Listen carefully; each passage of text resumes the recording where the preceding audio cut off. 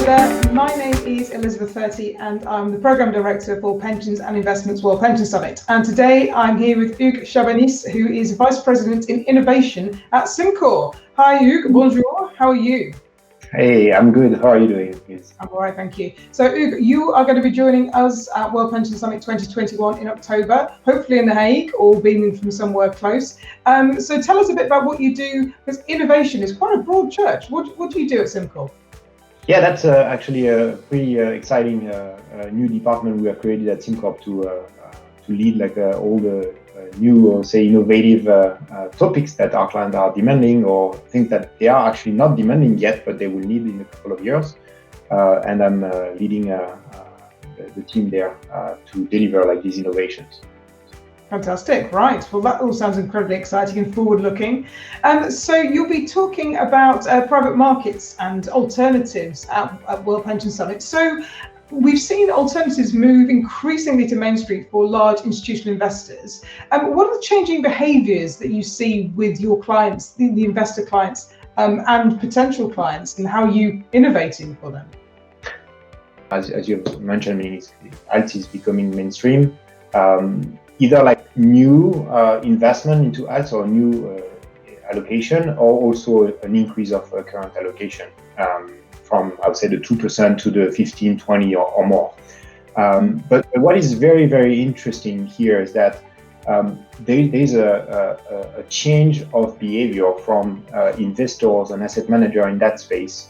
And I would say the industry is challenging the way things have been done for the past 20 years. You can't really rely on the things that have been built, like I would say, with the amount of knowledge that was available at the time. The processes and everything is being challenged now, and I think it also comes from the fact that traditional players are moving into alts, and they see that there is a lack of automation there, that the exposure calculation, are not done daily, where they live into the daily world. So there's a lot of demand, I would say, for professionalism. There is a lot of maturity that has been acquired by clients, I would say, in that space for the past couple of years, and we are into a renewal market today.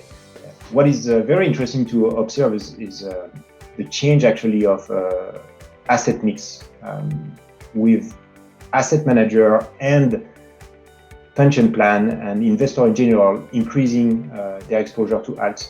There's another aspect that is interesting in the asset management industry is the move to retail. A lot of the asset managers are moving to retail, and alternative investment is not limited to, I would say, pension and institutional investor anymore. And that leads to a lot of automation requests, a lot of the current processes that are being done in legacy system. So we are into a huge renewal market, and I believe clients don't want to do the same mistakes of the past, and they want automation out. That's really the key that we see in the changing behaviors in the next couple of years. People will demand more automation. Mm-hmm. And the automation has got to go hand in hand with better data, doesn't it? Because you can't automate something if the data is on a fax or a spreadsheet or a written. So how are we? Or how are your clients managing the challenge of unstructured data and pops of data here and there that maybe don't talk to each other? And that's really great. You said unstructured data and not just data, because if you look at public and private, both worlds have data issue. Data is not a specific alt issue. Unstructured data, spreadsheets and PDFs, and the way the data is communicated via portals and investor portal is actually the issue. Transparency, there's plenty of transparency in the alternative investment. I would say maybe like 15 years ago, it was not like it is today. But today, when you look at the reporting quality that most of the GPs out there are delivering, there's much more detail in there than you will find into a traditional market fund report, I would say. So the challenge is not really on the transparency, I would think, but it's more on the way the data is communicated. And there's two options and two trends out there. I would say insourcing, outsourcing, it's kind of the usual trends. But for insourcing, what we see kind of really booming is using machine learning and this kind of technology to improve the STP of alt. Even with machines, you need human in the loop to review, because the machine cannot understand everything and all the complexity that you can find into a capital call notice, for example. So we actually developed some technology around that, and there's a lot of startups moving in that space right now. And this is really, especially when you think about COVID, the kind of automation client wants. They can't be printing and scanning and highlighting numbers into a PDF anymore. They want automation. They want that to be fully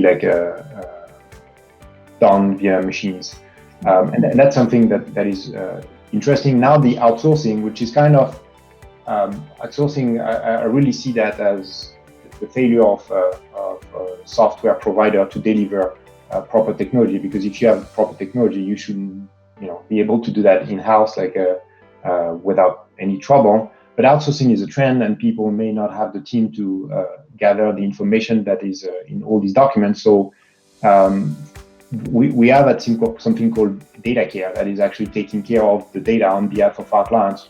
It's very similar to being the operation of the client somehow. And the idea is to create golden copy of data, right? So it's not about extracting data from document. It's really making sure that data is relevant. So when you have a NAV published by a GP, you need to make sure that all the NAVs are aligned and they are comparable, right? So if one of the GP doesn't take carry provision, you need to restate a bit the numbers to get to proper golden copies. And for this, we have partnered with a company called Colmore, who can outsource cash flows, quarterly reports, among other, with a level of quality and SLA, which is, I would say, unmatched there. Great. Well, I look forward to hearing more about this. It sounds fascinating and hugely important to institutional investors and their partners. So thank you for being with us, and see you in October to continue the conversation. See you there. Thanks.